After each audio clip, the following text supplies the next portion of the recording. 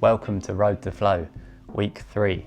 This week I did not get the opportunity to skate as much because work was a little bit busier.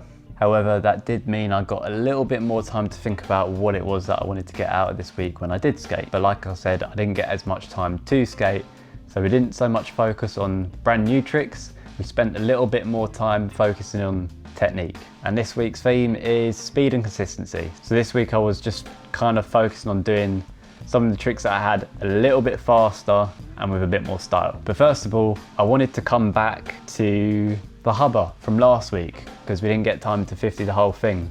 So I actually didn't get time to skate till Wednesday, and on my lunch break on Wednesday, I showed up to the park, warmed up a little bit, and then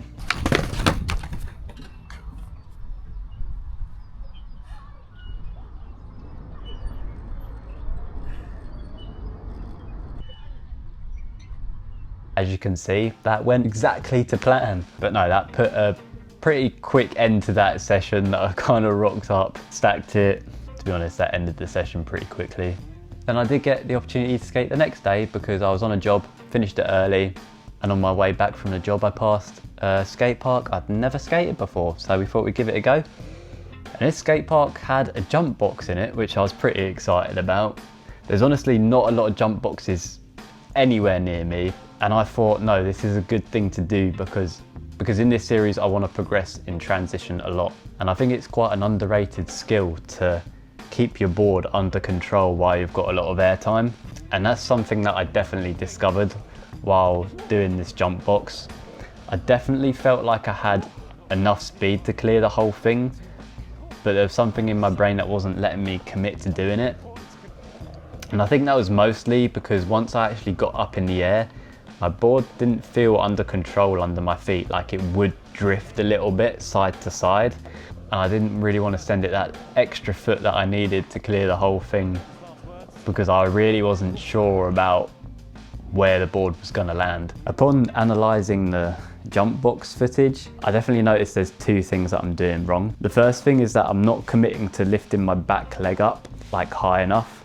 Like I'm kind of getting up and I'm rocketing, and not bringing up my back leg definitely makes me think that maybe that makes the board drift a little bit. The other thing I've noticed, which I think is the main issue, is that I tend to do this when I'm doing something that I'm uncertain about. With any trick, I do this a lot, and it's definitely a bad habit that I need to overcome. And it's definitely something that doesn't have much margin for error when we're doing something that does require a lot of air time, like a jump box. I think it's like a mental thing that I think if I'm doing this, my head's getting closer to the landing while my lower body is going up. So if I get opportunity to go back there next week, I definitely need to focus on keeping my posture straight and bringing my back leg up, and I think that will help with the control with the air time. At that same skate park, we went to focus on what I said earlier, speed and consistency. Sorry to bore you, you're gonna see me do some more nose slides that you've already seen me do. But the nose slide isn't really the point of this. The point is that I am slowly picking up the speed. I started off kind of slow in this series of clips, but I eventually go on to commit to popping into the ledge. That really gave me that speed that I was kind of uncomfortable with. And then I had to be quite quick on my feet to then set up for the nose slide and commit to it.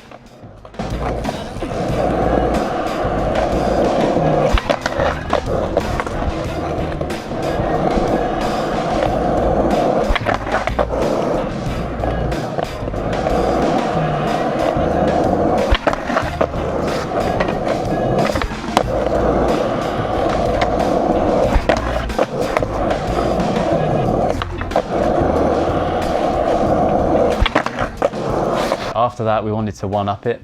Like I said, speed and commitment. We wanted to kickflip into the bank and then do the nose slide. You definitely need more speed when you kickflip into the bank as opposed to just ollieing into it, which forced me to pick up the speed a little bit more to then do the nose slide from the kickflip. And we kind of trained our commitment a little bit more, like kickflipping into an obstacle rather than just flat ground or out of a bank or something like that.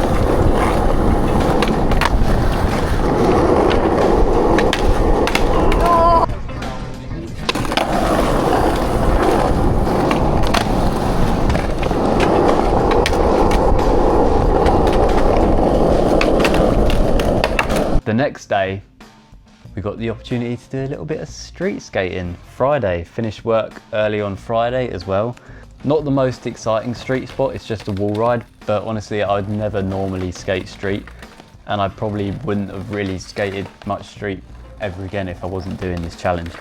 I walk past this spot quite a lot and go, oh, that'd be fun to skate, but just leave it because, I don't know, I'm kind of at that age where I don't want to be like a nuisance in public anymore.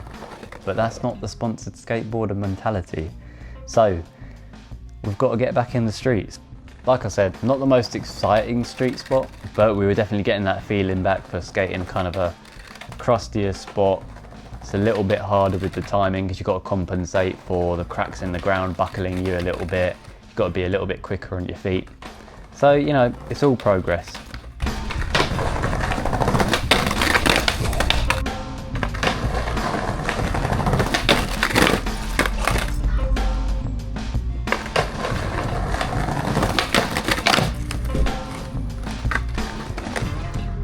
Okay, something that I've noticed with this street spot, I want to come back to it. I'm definitely ollieing straight up and then kick turning and coming back down, front side and back side. I think it would be cool to come back and try and ollie front side into it, like actually turn my hips into it. So by the time I land on the wall, I'm already coming down.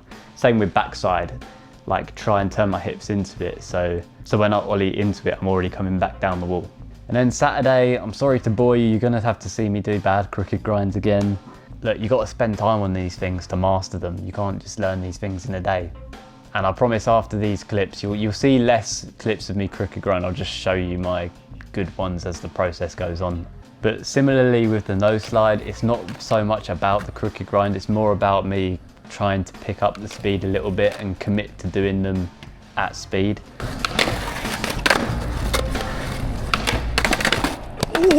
And I was definitely kind of figuring out that this trick is definitely a lot easier with a bit more speed, because even the ones where you don't lock into it properly, you still kind of end up like landing them, or end up like kind of going crook and then falling into no slide and then landing them anyway.